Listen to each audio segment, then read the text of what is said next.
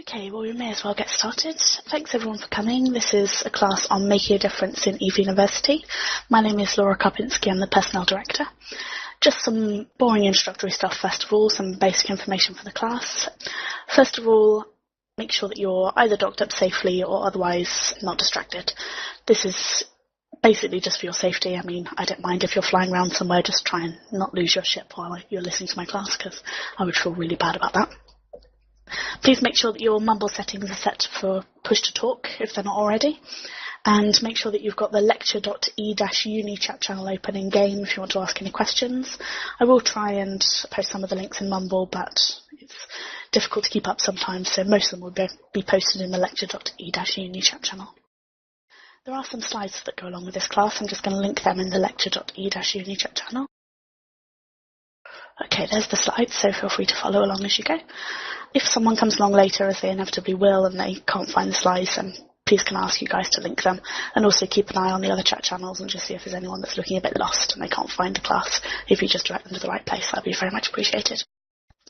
There is also, I'm going to say this at the beginning because I always forget it at the end, there is also a thread on the Scheduled Classes forum, which is the announcement for the class, and I'd be very grateful if, at the point that you leave, if you could post some comments in there, just so that I can get an idea of how I can improve the class in the future.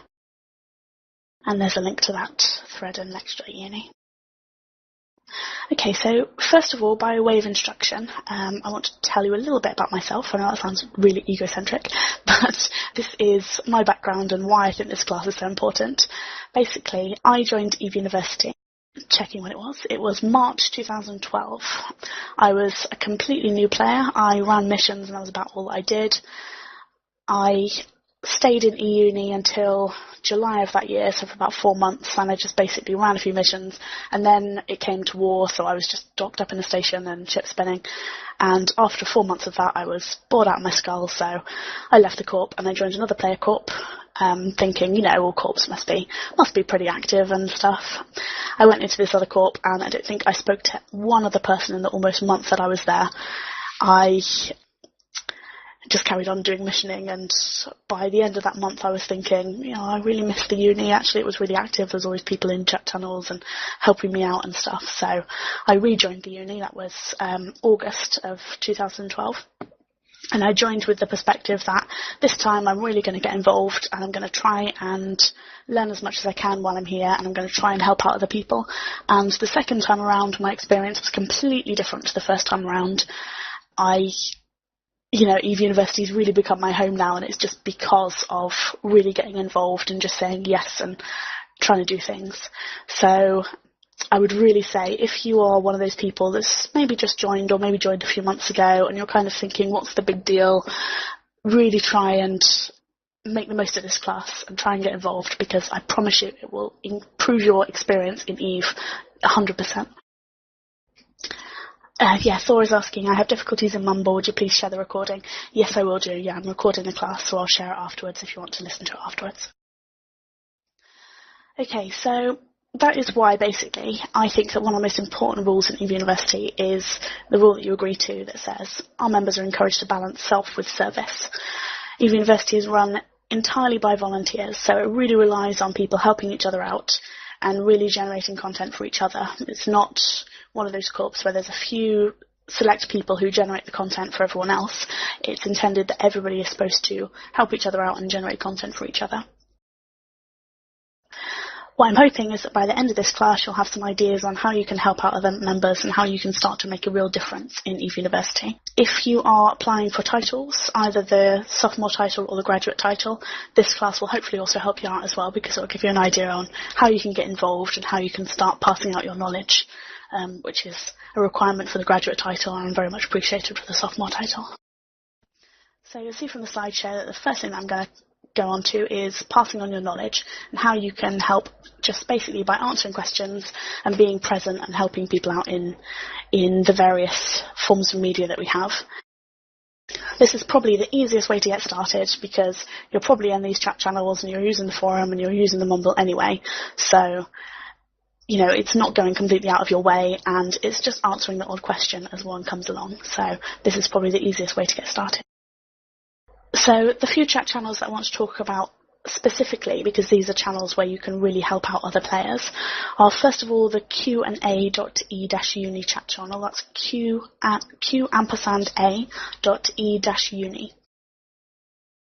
And I've just linked that in the lecture.euni channel as well if you can't find it.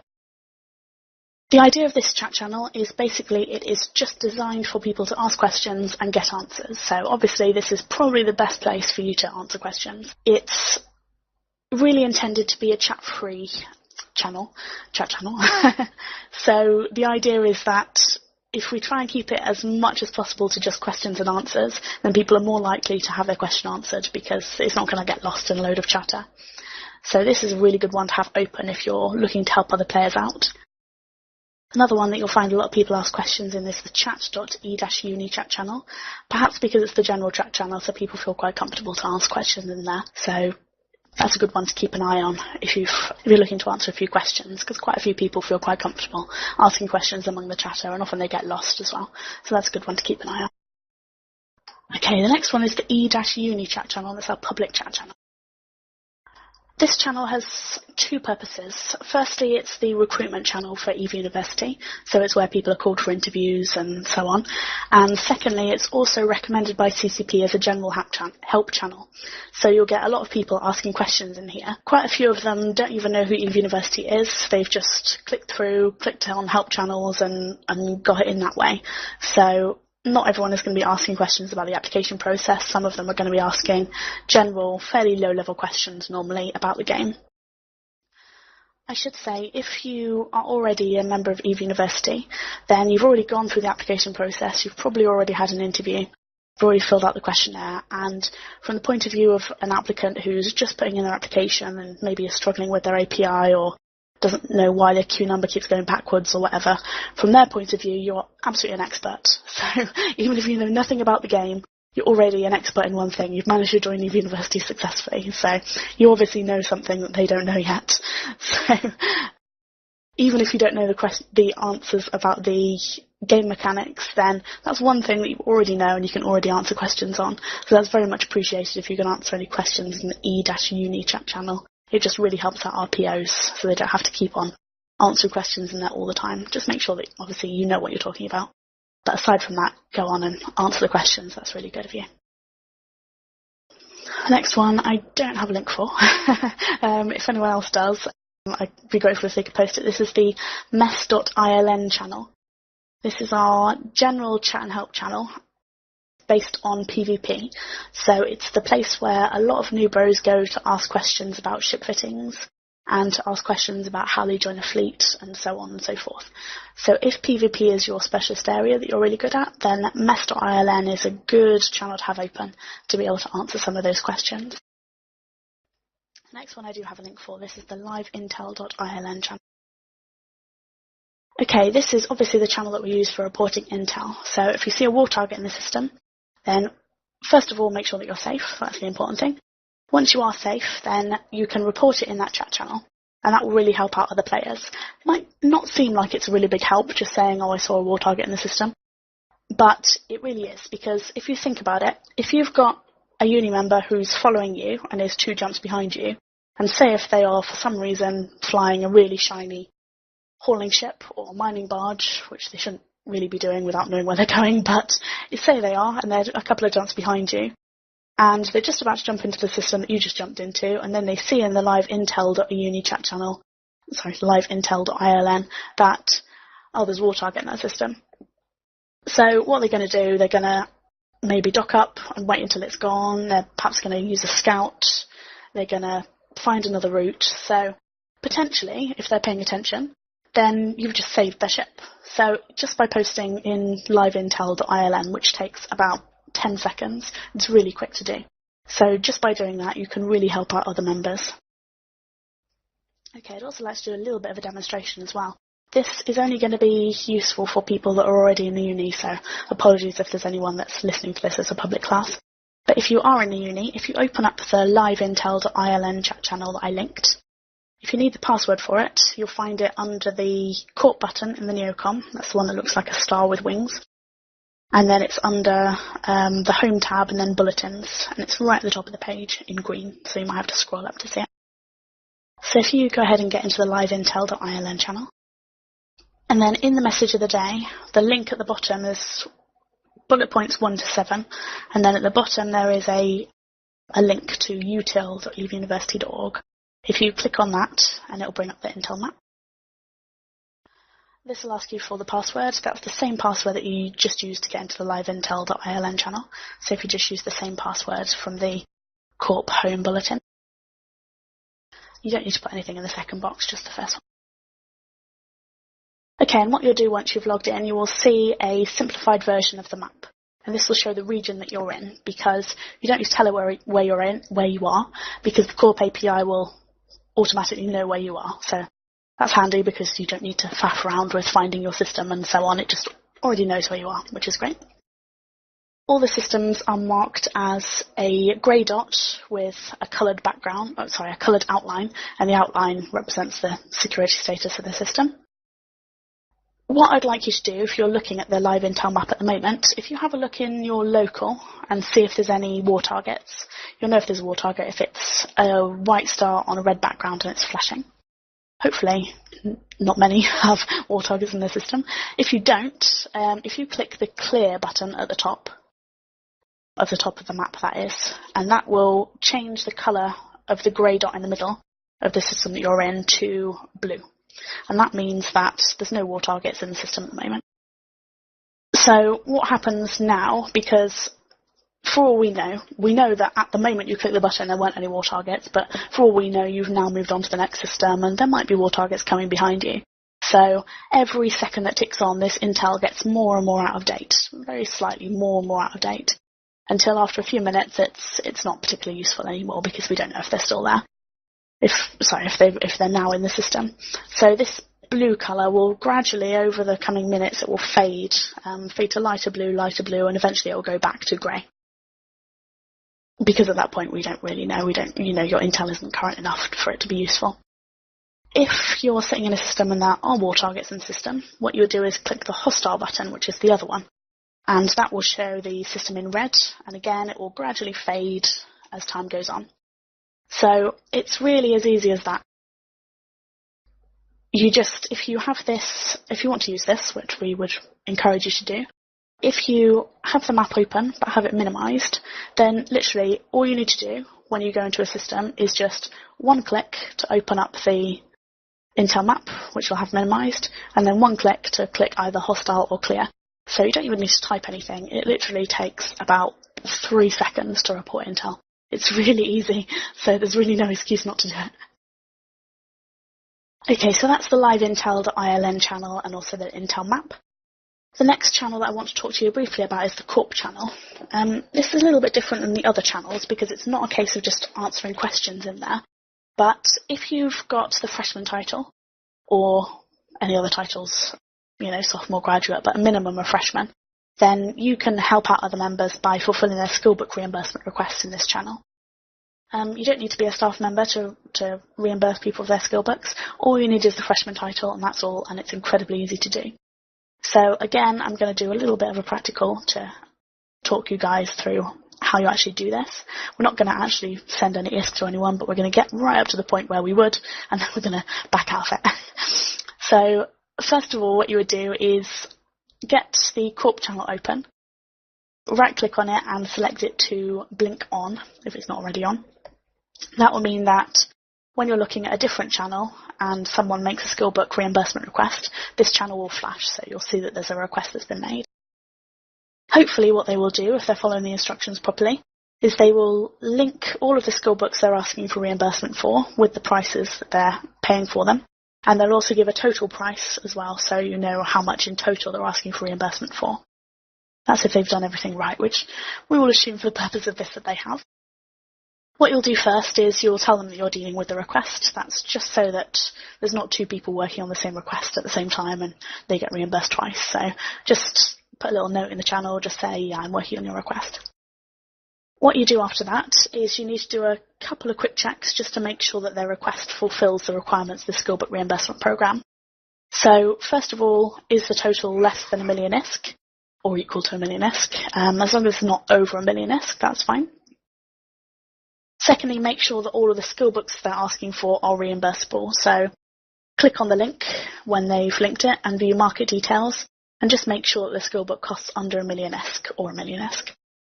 We don't do partial reimbursement, so if they're asking for one that's over $1 million and they're asking for $1 million, as people sometimes do because they've mistaken the rules, then we can't reimburse them for it.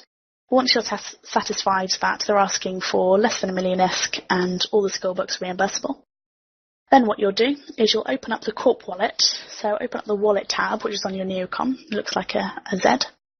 And at the top left, you'll have the options My Wallet and Corporation Wallet. You want to select Corporation Wallet. Probably most people in this class have only got the Skillbook wallet, so you won't need to worry about what division you are. If you have a management position or certain other staff positions, sometimes you have a different wallet as well. So if you do have separate wallets, just make sure you change division in the top right and that you've selected the Skillbook wallet. That's called EVE University Skillbooks. What you'll then do is click Transfer ISK, the third button on the top right, and it will bring up a pop-up that will ask for the person's name. So if you put the person's name in there, say if you put Laura Karpinski, but don't actually send me any money. You'll then click Search, you'll select the name from the list and you'll press OK. And then it'll ask you the amount and the reason. The amount will be the total amount that they're asking for, and that's including all of their skill books. And the reason will just be the name of the skill books. So you don't need to put in there anything like who it's going to, because we can tell that from the logs. And you don't need to put that it's a skill book reimbursement, because we know, because it's coming from the skill book wallet. You just need to put the names of the skill books that they're asking for. So you can abbreviate them if they're asking for quite a lot and they don't fit in. Just abbreviate them to something sensible. So say if it's like target management you're reimbursing, then if you can't fit it in, then target manage or tar management or something like that would be fine, because we would know what you meant. Once you had done that, you would press OK. That sends the money over to them. And then just to make sure that it's gone to the right person, you would ask them in the Corp channel to confirm that they've received the money. So that just makes sure that it's actually gone to the right person and it's gone through. And that's it. That's all you need to do. And again, that process takes probably about 2 minutes or so. It's really quick to do. And all you need is a freshman title. You don't need any kind of staff position or anything like that. Just the freshman title, and then you can start helping people straight away. Now is where I check the journal just to make sure that nobody actually accidentally sent anyone any money. It doesn't look like they did, so good job, guys. Okay, so that's all the main chat channels where you'll be helping people out. The next thing for me to talk about, only briefly this time, is the forums. There are a few special sections of the forum that I'd like to draw your attention to where people might ask questions. If you bring up the main page of the forum, the index page, link for you guys who are lazy. Okay, first of all, if you scroll almost down to the bottom, there's a section called Questions and Answers, and you'll see that that is broken down into various areas of the game. So this makes it really easy to answer questions that you're likely to know the answer to, because say if you're really into exploration, then there's an exploration part of the forum, so you can go and answer questions on that there. So this is a really good place to find your specialist area and be able to answer questions that people have on that. And there's quite a few different areas there, even areas that the university doesn't do, like fractional warfare and things. So that's a really good place to both ask and answer questions. There's also a section of that questions and answers part that's called What's Next. The idea of that is that's for people who are a little bit lost and they're looking for direction. They're not sure what they want to train into next or what kind of EVE career they want to take. So that's a good idea that's a good place, to help give people a bit of direction and help people out with, the kind of things they might find interesting. Okay, going back to the index page, the next section for me to draw your attention to is the EVE University section. And that covers EVE University in general, obviously. In particular, there's a Hi and Bye forum. That's a nice place to post to just make people feel welcome. Just try and not just post hello in every single thread, because that will annoy people if they're looking through if they're browsing the forum via the most recent post thread, because they'll just see loads of posts by you. But yeah, feel free to welcome people in there. That's really appreciated. Also, that's also the place where people say goodbye when they're leaving, so it's always nice if someone's helped you out to say goodbye and wave them on their way. The next section, which a few people miss under the EVE University part, is the Web Services and Development Forum. I'm willing to bet that there are some people that are listening that are working in IT or that are developers, because there always are, because EVE Online attracts people who work in IT and are interested in that kind of thing.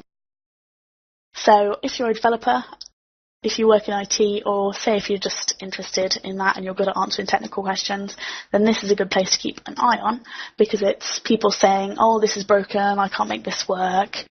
So it's a good place to be able to put your real life skills into practice and help people out, so that's much appreciated.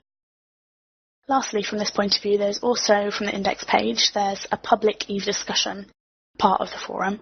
We don't get a lot of posts from people who aren't current members, but we do get some sometimes. Some people who have read enough about EVE University to sign up for a forum account, but they're not a member yet, or maybe they're waiting in the queue or something.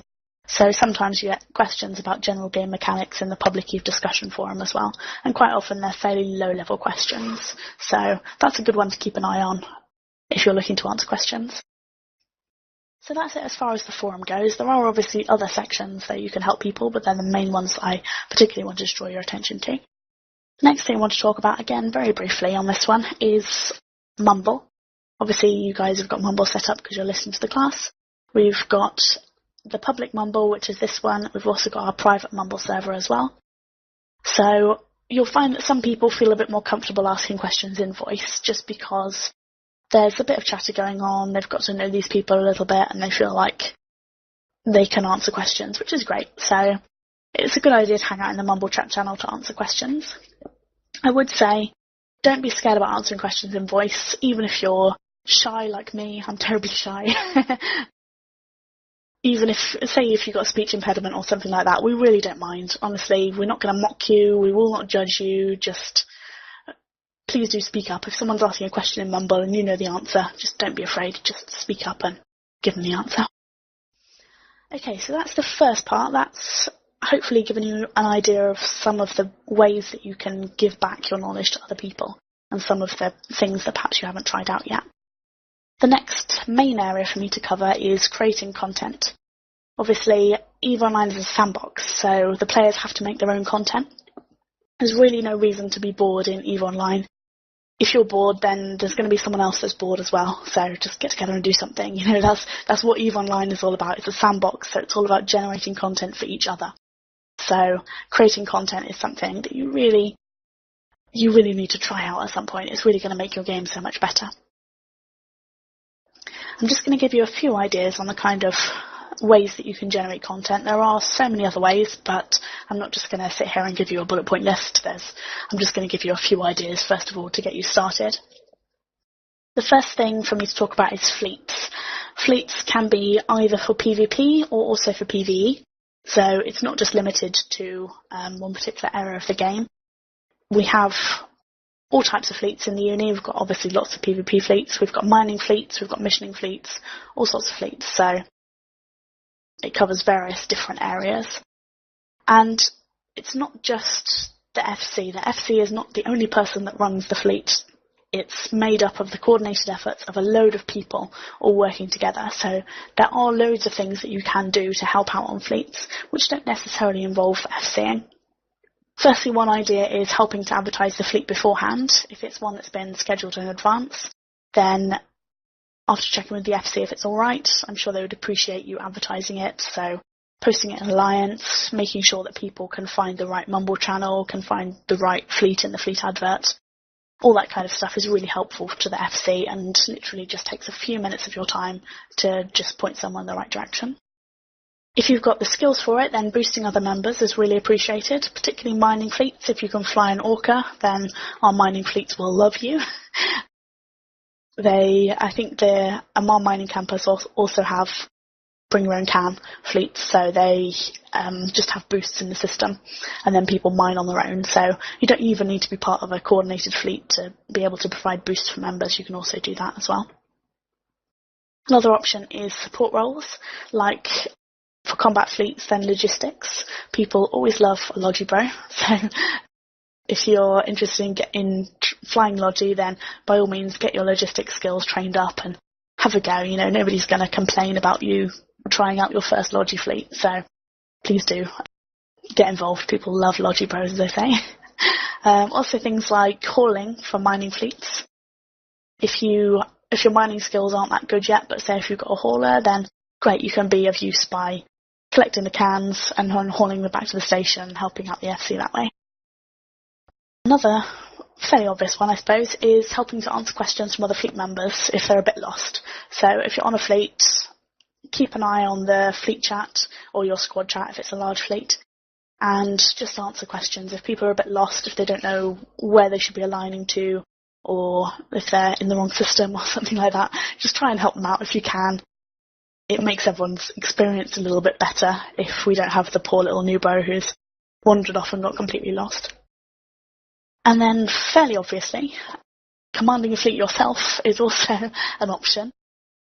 It sounds really scary. Probably a lot of you are saying, oh no, I'm never going to be experienced enough to command a fleet. I just want to follow, that's fine. And that's fine if you want to do that, but please don't be scared of commanding a fleet.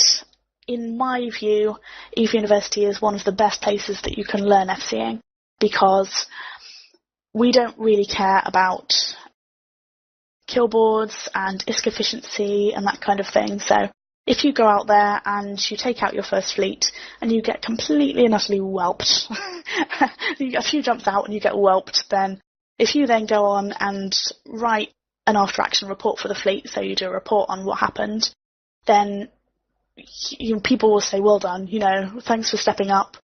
In the future, you might want to try this instead. But it's all about constructive criticism. It's not about, tearing people down for losing a ship they shouldn't have lost or not having really good ISK efficiency. That's not what the uni is about. So EUni is a really good place to learn FCing, I think at least, because you can get all the constructive criticism, but you don't get, you're not going to get booted if you lose a few ships on a fleet. Nobody's going to care. They're going to say, well, next time do this instead. And then that just helps you out to become a better FC next time around. There are no prerequisites for people to lead a fleet either. You don't need a certain title, you don't need a certain time in the uni, and you don't need to be a staff member. So, yeah, from your very first day, if you want to take out a fleet, if you're brave enough, if you know vaguely what you're doing, then fine, let's do it, go ahead. Another really good thing you can do is running events. Again, you don't need to be a staff member to run an event with EVE University. You don't need any specific title or any amount of time in the university. And the events department will really support you and assist you in planning your event. So if you need anything, the events department is there to help you out. That's the purpose of it.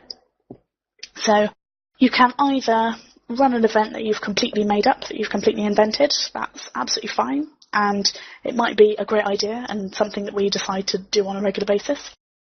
Or what you can do is you can have a look at our list of popular events. There's a link in the slideshow to our category that's got a list of popular events. And that has got a load of guides on how to run various events and what kind of things you need to do beforehand. So you don't need to, you don't even need to use your imagination. You can just run an event that's been run before and you can follow the tips on the people that have run it before, so you've got more chance of it being successful.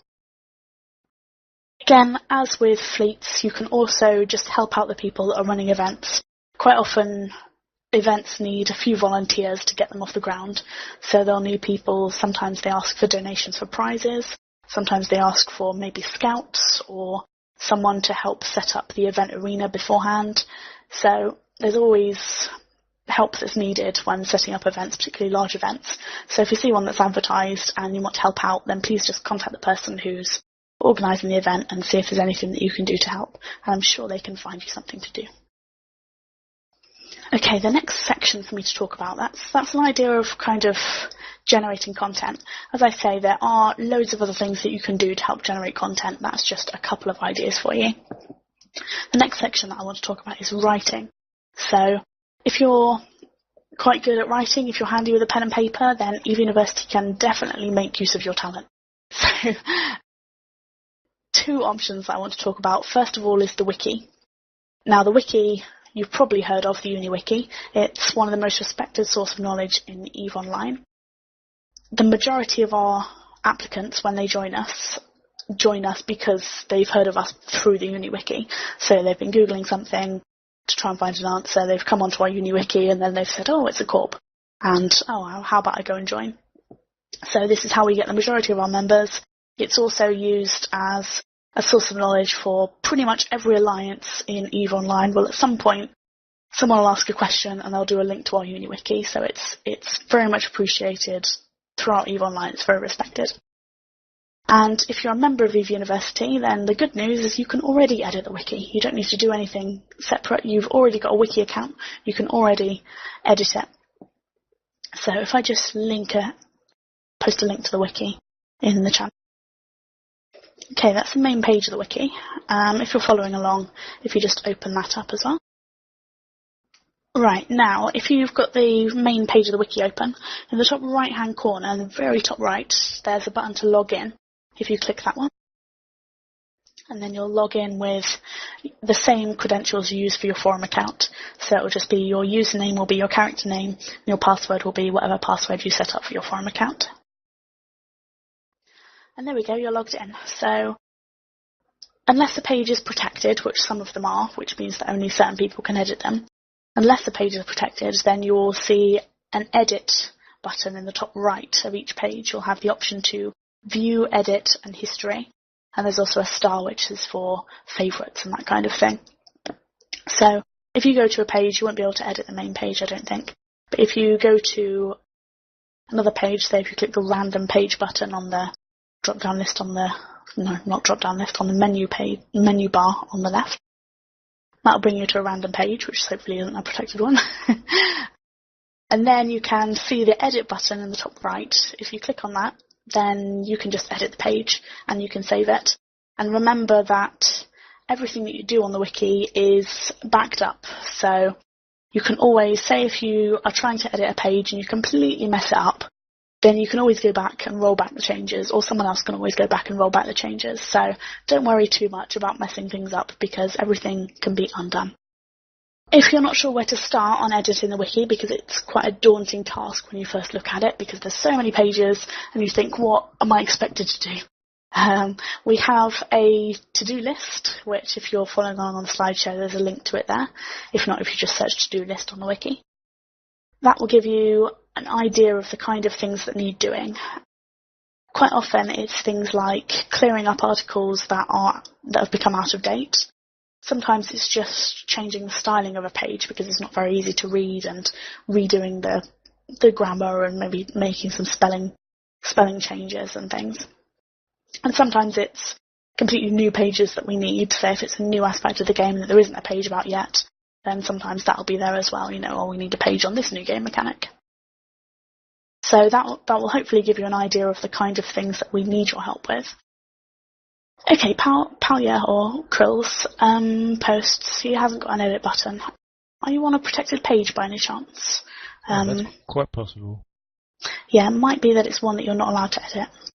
Try clicking a random one. Oh yes, sorry, I've gone on the to-do list and I've got an edit one. Sorry, I'll shut up. That's fine, no, it's a good question. Yeah, if you can't see an edit button, probably you don't have access to edit that page. What you'll also have, as well as hopefully the edit button, on the top left of each page, there's also a discussion tab. And if you go on that, then that's basically it's another wiki page, but it's for discussing the page that you're looking at. So even if you're looking at a page that's a protected page and you see that there's a spelling mistake or a link that's broken or something that needs fixing, you can still post a comment that it needs to be done so that someone that does have access can go on and do it. So if you go on the discussion tab, you can just post like a normal wiki page and say, oh, this needs to be changed or whatever, and then someone will get around to do it. So even if you don't have that access, you can also make suggestions as well. I should say you don't need any kind of coding knowledge or experience to edit the wiki. It's really easy to do, even if you don't have any kind of coding or anything at all. Really, it's just like doing a Word document, basically. You've got all the options at the top, to bold and underline and create headers and all that kind of thing. So you don't need to know anything about coding. If you do, you can do some fancy things sometimes. You can help doing things like templates and things. But just from a really basic point of view, you don't need any kind of coding knowledge at all. You just need to be able to write the content, basically. Also, every user has got their own page. So if you're logged in to the wiki, if you go to the very top of the page, you should see your name. If you click on that, that brings up your user page. It will be red if you don't have a user page already, or it will be gold if you already do. This page you can use for whatever you want, really. It's just your area. So you can use it to write about yourself. Some people do. Have a bit of a bio or something in there. But you can also use it to test things out if you're not ready for them to go live yet. And you can also, something I didn't realise until really recently, embarrassingly recently, is that you can also create sub-pages as well if you're going to be drafting new pages and sections. So you can test them out before they go live. And the way the wiki works for creating new pages is kind of like Wikipedia, if you've used that. Basically, you don't create a new page from scratch. What you do is you create a link to the page, and then you follow the link. And then that link will say, there isn't a page with this, do you want to create the page? And then you enter the information first. So you create the link to the page first, and then you create the page afterward. So what you would do if you are wanting to create a sub-page, and you're wanting to, test something out before you go live, I'll post an example in the chat. Okay, that's my user page, which has got a bit of a summary about me, but then also if you go right to the bottom, there's a sub-page that I created, which was for the syllabus for this class. So I just created a link at the bottom of my page, which is user, : my username, and then / make a difference in EVE University, which is what I wanted the sub-page to be called. And I just created that, and then I followed it. And if you click on that link, that takes you to a sub-page, which normally I would have deleted because I've made this live now. But this is just like as an example. This is where you would make the changes, and this would be a sub-page. So it is viewable. It's viewable by anyone, but it's your particular area. So it's your sub-page to make your changes in, normally before you then make them live. Again, you don't need to create a whole new page. If you just spot a spelling mistake and you want to change the spelling mistake, that's really appreciated. Bear in mind that we've got people from various countries, and sometimes spelling can differ slightly from different countries, so it doesn't really matter if it's, say, American English or British English, but any spelling mistakes or grammar mistakes, then do feel free to edit them. Okay, the second thing for our prospective writers, and something that was really often overlooked, and again something that I didn't realise until very recently myself, is that EVE University has got a blog, which hopefully you know. It's on the front page of our website, but you can, just by having a forum account, you can submit posts to our blog. And then you can't post directly to the blog. What you can do is make a post and send it for approval, and then any director can then look on and say, oh, someone's written a new post, and can check it over and approve it. But you don't need to have any kind of title or staff position to be able to write for our blog. Literally anybody can do it. Again, a little bit of a practical for people that are following along. If you open up the eveuniversity.org page, you'll hopefully see a grey banner along the top. You might need to open up a link first before it works. In my experience, I'm not sure why. But this is, what you can do is log in. I'm already logged in, so let's see how I can log in. Okay, I can't log out. But hopefully there should be a login button. I think it should be near the top right somewhere. Again, you might need to follow a link just so that the grey banner pops up. But then after you've done that, this blog uses WordPress, I think. I'm sure a lot of people are far more familiar with WordPress than me. But to submit a post to the blog, once you're logged in, if you click the button in the top left, the EVE University one, then you should have an option for new, and then there you can create a new post. What you do is you just fill out the details that you want in the post. It'll ask you for the header and the content and so on and so forth. And then what I would recommend, because we don't get a lot of people posting to the blog, to be honest, what I would recommend after you've done your post, after you've drafted it up, then just send a mail to one of the directors. If you send a mail to me, that's fine, or any of the other directors. Then what they'll do is have a look and read over your post, and provided it's all okay, then they will just approve it, and then it will go live to the site. That then also feeds through to our Twitter feed as well, so your post will also be tweeted as well. Okay, so I did mention Twitter briefly, but The blog feeds automatically through to Twitter, but also we have our own Twitter account. We've also got a Facebook account as well. So if you use Facebook, Twitter, those kind of things, then do feel free to go ahead and like and follow us. We try and keep those pages up to date with the current information, and we do post blog posts and things on there every now and then. So obviously the more followers we've got, the more people we've got tweeting at us, then the more active the university account is going to be. So do feel free to add us and follow us, tweet us, whatever. Okay, so that's hopefully giving you some ideas on writing and the kind of ways that you can help out by doing that. Next major section for me to talk about is joining the staff. This is, well, like everything above, it's completely optional. But just to emphasise, you don't need to join the staff to be able to help other people out. This is just an option if you do want to join the staff. So all our staff are unpaid volunteers, so I'm afraid you won't get rich in volunteering for the uni. Every department has got different requirements from staff members, and they have different frequencies of recruiting new people. So some of them, which I'm going to cover in a little bit of detail, are always recruiting, and some of them are just sometimes recruiting. They'll all need to recruit at some point because that's the nature of the uni. People move on and people join other corps. But some of them don't need to recruit very often at all because, say, they've got someone that's been in the post for the past 3 years, they're not going to be recruiting anytime soon. But some of the ones that are almost always recruiting are, first of all, the mentor department. They're almost always recruiting. If you're not familiar with the mentor program, basically the mentor program pairs people up one-on-one with a mentor.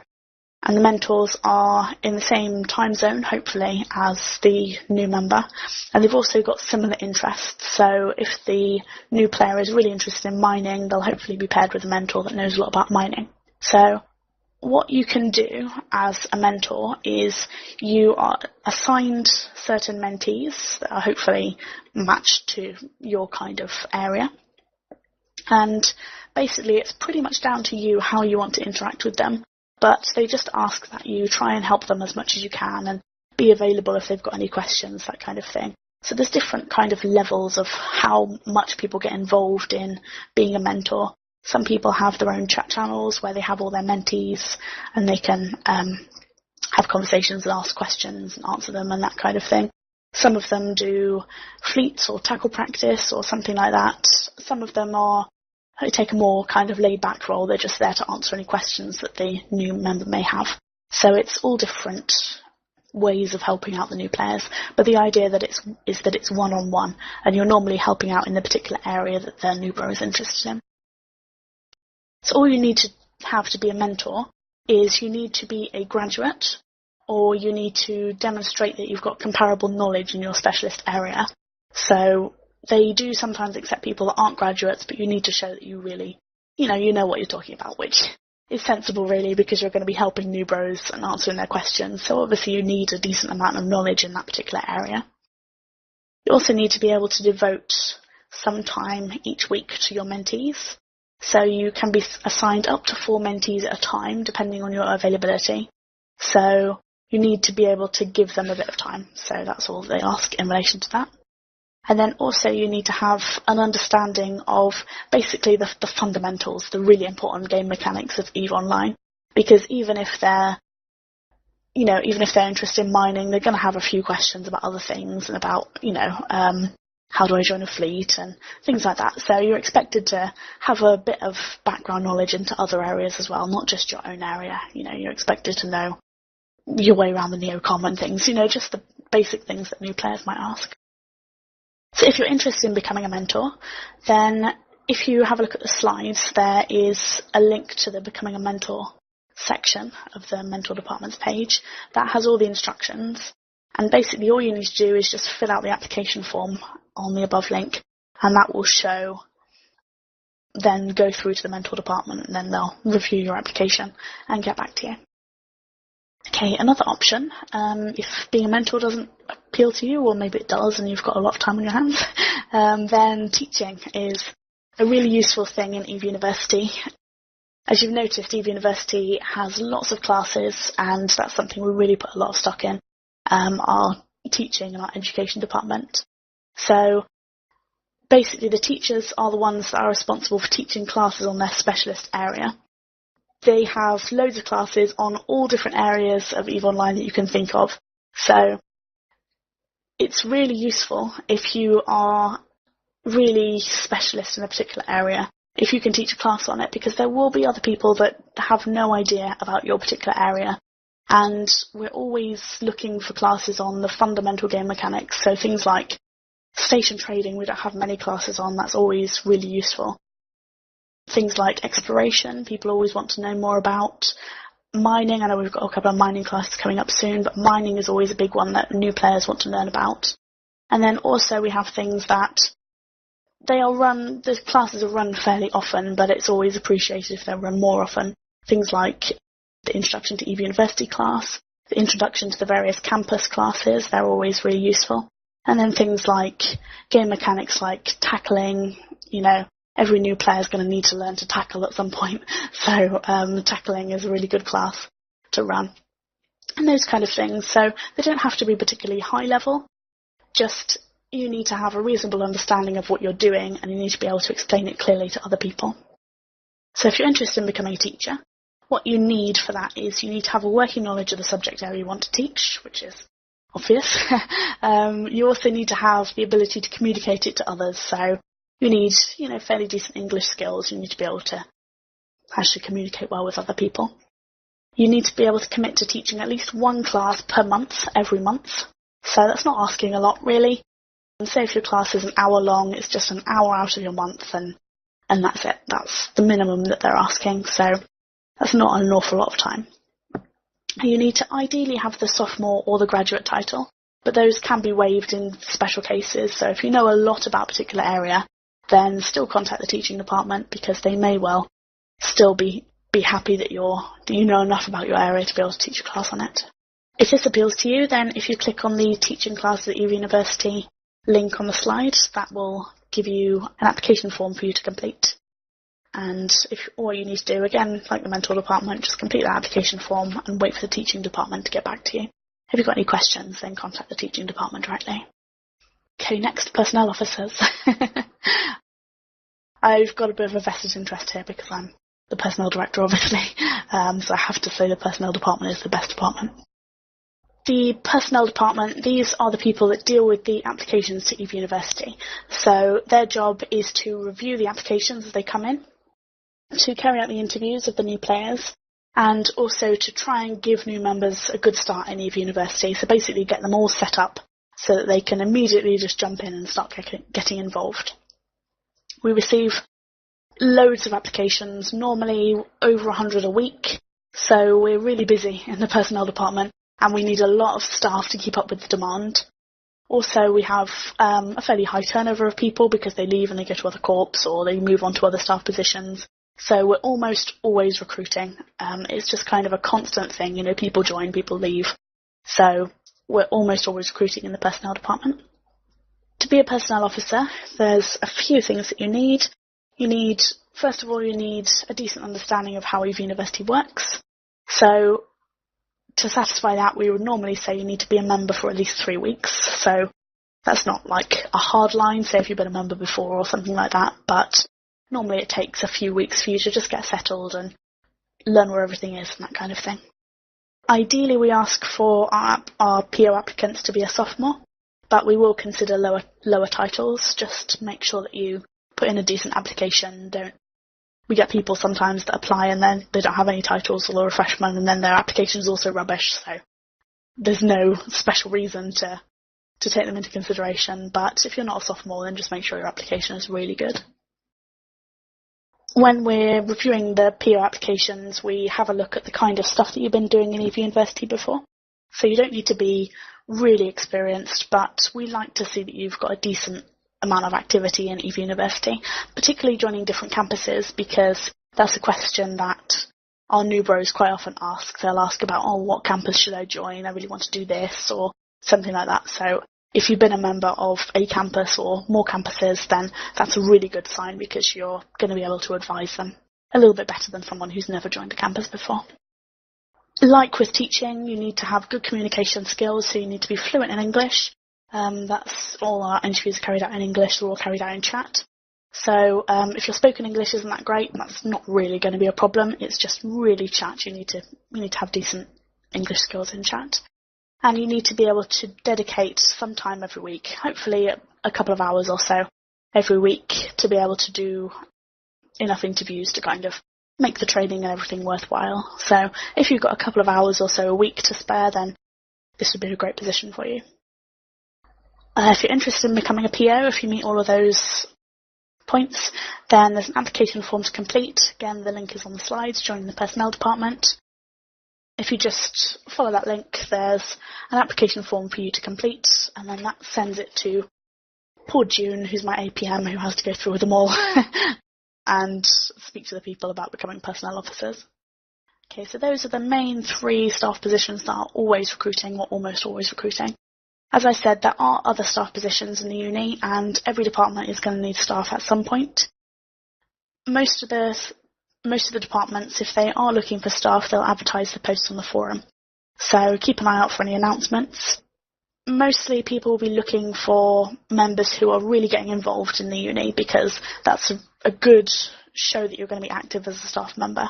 So try and get involved and speak to people as much as you can, because that, if you do go on to apply for a staff position, that just shows that you're going to be really active. Also, don't be disheartened if you apply for a position and you're unsuccessful. Some of these positions do get an awful lot of applicants, and we can't have everyone, unfortunately. So quite often departments will be happy for you to apply again the next time they're recruiting, or apply again, say, in a few months if it's a department's always recruiting. So don't worry if you get rejected the first time around, just maybe apply for a different department or apply again later, because it might just be that you don't meet their requirements at the time.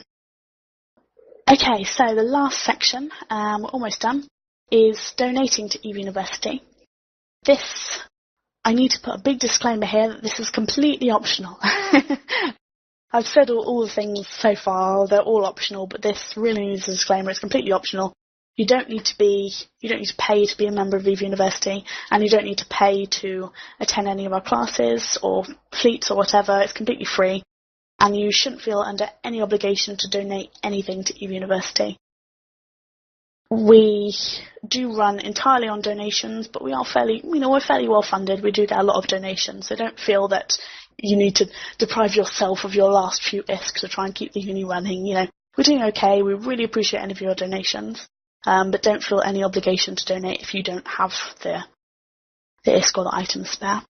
So with all that said, if you have got any spare ISK or items and you want to donate, then they will be gladly received and they will help keep our services running. So there's a couple of ways to donate. First of all, if you're going to donate ISK, another little workshop, if you bring up E-University in game and you click the 4 bars in the top left, again for you lazy people, that's E-University. If you open that one up and click the 4 bars in the top left, then you'll see the option to give money. If you go to give money, it'll bring up another pop-up, and that'll say from, and it'll be your character, to E-University. If you've got a drop-down option, what you want to select is the master wallet. That's the main wallet you want to donate to. Please don't donate to the Skillbook wallet or anything like that, just because it confuses all of the statistics and all of the records, basically. So you want to donate to the master wallet, and then you can put in the amount that you want to donate and the reason, and that basically sends it directly to the master wallet, and then that ISK will be used to continue our programs. It'll be used to top up the Skillbook wallet and all sorts of fun things that E-University is doing. So that's one way to donate to E-University, by donating ISK. Another option, which I can't do a class on because I can't do like a demonstration on because I'm not in either our headquarters or in any of the campuses at the moment. But if you open up the inventory tab from your new account, then you'll see down the left-hand side there's the index, so it will have your ships, your ship hangar, your item hangar, and then if you're in either the HQ or one of the campuses, there'll also be a corporation hangar as well. And somewhere on there, I think it's under Alpha and then donations, there'll be like a donations hangar, basically. You'll only have access to the corporation hangars if you've got freshman title or above. I should say that. So if you do have freshman title or above, if you're looking at the corporation hanger, there's somewhere in there's a donations hanger. So if you just drop any items in there, there we go, it's Alpha 08 donations. If you just drop any items in there, that is a hanger that you can put stuff into, but you can't take it out of, so be careful that you actually mean to donate the stuff before you donate it, because otherwise it's a pain to get it back. Yeah, just chuck any items in there. Don't put them into... Some people put them into the actual hangers themselves, like, say if they're donating ammo, they'll go and find the ammo hanger and they'll put it in there. But please don't do that, just because it confuses things, basically. It confuses all of the spreadsheets and everything like that. So if you put them in the donations hanger, then the hanger staff will go through it, they'll categorise it, and they'll put it on the inventory, and then they'll top it up in the various campuses as needed, so they can distribute it as required around the university. If you don't have the freshman title yet, or if you're not a member of the university, you can still donate items. All that you need to do is just set up a contract and then contract it to a director. So any of the directors can accept donations. Turhan is the logistics director, but all the other directors can also accept donations on behalf of the university. So if you just contract it to a director, and also just be polite, just send them a mail as well, just to let them know that it's a donation. And then what they'll do is they'll arrange to stick it in the hangers for you. So you can also do that. And we can accept donations anywhere in space. It's just logistically it's easier if they're either in the HQ or in one of the campuses, because then we don't have to bother to go out and get it. But we don't mind you donating stuff somewhere else, that's fine. We can do runs to various places to collect donations. Okay, so that is about it. That concludes the lecture part of the class. I will stick around to answer any questions that you might have. Feel free to either ask them in Mumble or in lecture.euni. Can I ask, if you are leaving, if you could just put a quick post in the forum thread just with a bit of feedback, so I've got an idea of how I can change the class in the future and that kind of thing. There we go, I've linked that forum thread again in lecture.euni, and any comments are really appreciated. Or if you don't want to post it in the thread, feel free to mail me, that's fine. That's everything, I think, so thank you very much for coming. Hope you enjoy your time in EVE University and that you can start making a difference to others, and I'm sure that will vastly improve your time in EVE University as well.